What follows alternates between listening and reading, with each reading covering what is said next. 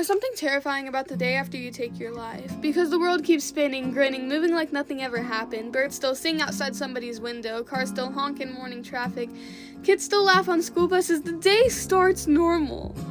Well, normal for everybody except you. Because you're lying on the bedroom floor, watching your own skin fade pale, frail, stale, watching the color drain from your fingertips like somebody unplugged the stars from your veins. And suddenly regret rushes through you faster than blood ever did. You try clawing your way back into your body. You scream, no, wait. But dead hands don't move and ghosts don't get second chances, because the truth is you didn't really want to die. You just wanted relief. Relief from the ache, the pressure, the pain that sat on your chest every night like a loaded gun. Cold metal settled heavy, deadly, steady. And nobody knew how to help you. Or maybe they did, but they didn't know how bad it had gotten. How your mind would rewind every night, fight itself until sunrise. So you pulled a Hannah Baker anyway, thinking silence would finally make the hurt stop, thinking maybe death meant rest, peace, or release. But you forgot to lock your door, and eventually your dad walks in. The strong man you once knew suddenly looks small. His eyes fill with water so fast it's like grief punched straight through his ribs. His voice cracks when he says your name. Once, twice, 3 times, but you don't answer. And he falls apart right there beside you. Tough man turned shattered, battered, broken. And then your mom comes running in, and your brother, and your little sister. The room floods with screams. Your sister is crying so hard she can barely breathe, while your brother stands stiff as stone, trying to hold himself together. Because somebody has to. Because if he breaks too, what are they supposed to do? Your mother drops to the floor beside you, holding your lifeless body like if she loves you hard enough you might wake back up. And you try to apologize. Gosh, you try. You say, I'm sorry, I didn't mean to hurt you, I just didn't know what else to do. But they can't hear you. You took that away, remember?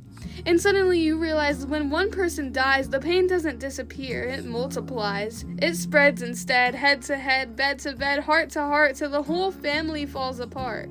Now your dad punches holes in the walls because anger feels easier than grief. Now your mom cries herself to sleep, missing her child so dearly she starts talking to empty rooms. And your brother? He walks around with rage in his eyes because he's terrified if he stops being angry he'll finally collapse.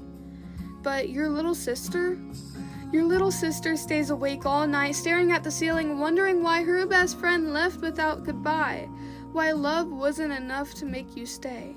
And wasn't she your best friend? Didn't you promise you'd always be there?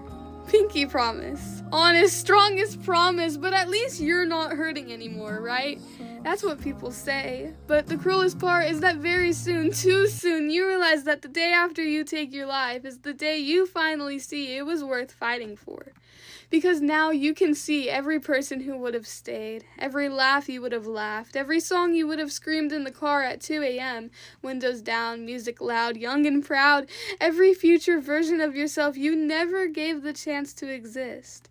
And suddenly dying doesn't feel like freedom. It feels like theft, like pain came in the night and robbed you blind. Like hurt stole your future before healing ever got the opportunity to find you. So, if you're still here, if your heart is still beating through all this hurting, please stay.